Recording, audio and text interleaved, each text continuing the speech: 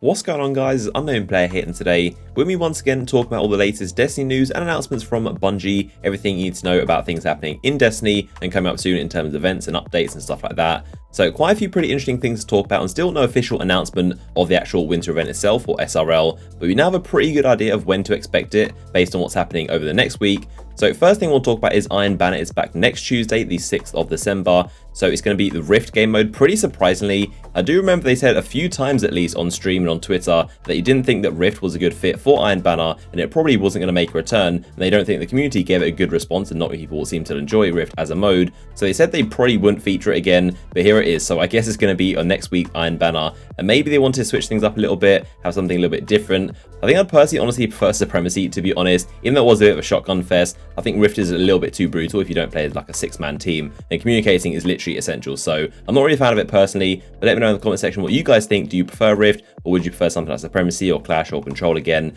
I'd even prefer something like Zone Control, to be honest. I'm not sure why I haven't tried it yet. I think the objective playing that would be perfect, but there you go. The game mode is going to be Rift.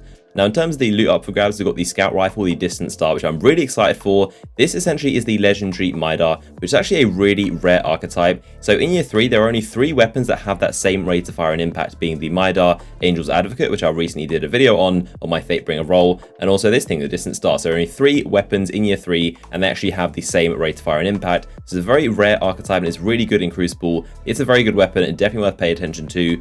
So as usual, F3D is probably going to be setting a near god roll that's almost perfect. You might even get a better roll in post-game drops. So I'm looking forward to getting all the different rolls and seeing what's good or not. But there you go. I'm really looking forward to getting this Scout Rifle in particular. You guys probably know I've wanted this for a very long time, but never picked up from any of my bounties. So hopefully you get a really solid roll this time round, and I expect to see the Distant Stars dominating all the long-range maps. The same with the Clever Dragon dominates all the close-range ones.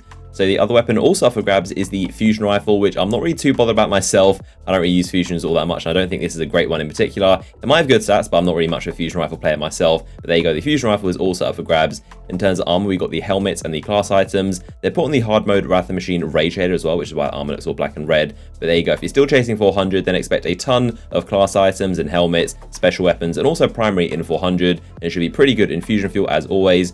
They also gave so many pre-warnings and suggestions that you really should play Rift and this Iron Banner with a good team and communicate with them and find a clan, etc. So this is how you know it's going to be a very team-orientated mode, and they pretty much suggested that you might not have the best of luck if you go in solo. So that's how you know it's going to be very team-based, which again, I'm not personally a fan of, but there you go. Rift is next Tuesday in Iron Banner.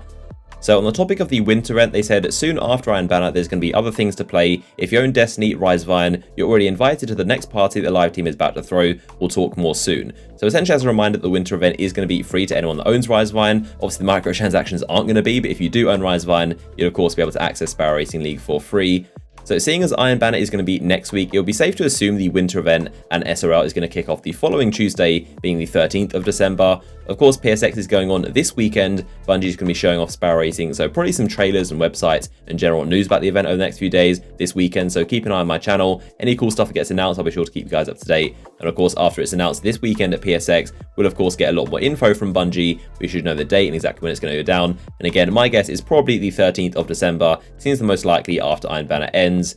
So the next thing is that Destiny, of course, went down for a couple hours, you might have noticed today, for maintenance, so it was unplayable. And of course, there were no actual changes or hotfixes, patches, or updates in this. This, of course, was maintenance in preparation for the winter event, and of course, its big sandbox update. It will be laying the foundation for whatever's in this update and possibly the new things. And I'd imagine they probably added all the new items in as well secretly into the game code. So I'm wondering if those are going to get data mined out. But there you go, that was the maintenance today. And when they do stuff like this, the maintenance is always a sign of something big happening very soon. So that's kind of a sign that a winter event will be happening at some point soon in the next coming weeks, most likely again on the 13th.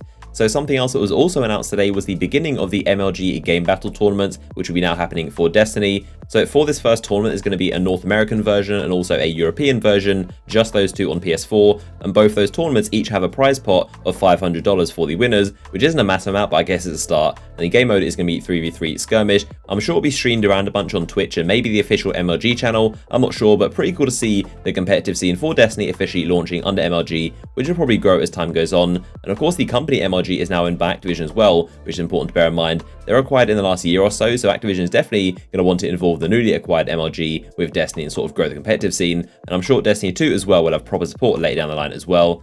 So the final thing I want to mention is actually a really cool fan art that was drawn, and Bungie tweeted it out. It definitely got a lot of attention because it's so well made. And this is actually a memorial for the Battle of Six Fronts. It was made by someone called Tim Shoemaker. And this is fan made, of course, not real, but it does look like something you would actually see in Destiny 2 or like an expansion to the tower. And this, like I said, is supposed to be like a memorial for the Battle of Six Fronts, which you might know if you follow the lore as one of the biggest events that happened in Destiny's history. And essentially it was a bunch of Titans and some Iron Lords and Azaris, and I believe Saint 14 as well, protecting the last city from a bunch of Fallen. That was a massive Titan statue and they had a big part to play in it. When I first saw this, I thought it might be like a screenshot of Destiny 2 or like another DLC. It looks really awesome. Thought I'd share it with you guys. But hopefully you enjoyed this video and a summary of all the latest Destiny news. If you did, as always, a like rating would be much appreciated. Comment down below your thoughts on the Iron Banner Rift happening next week, and also the Sparrow racing, which should be happening very soon. But I hope you guys enjoyed the video, and I'll see you guys in the next one.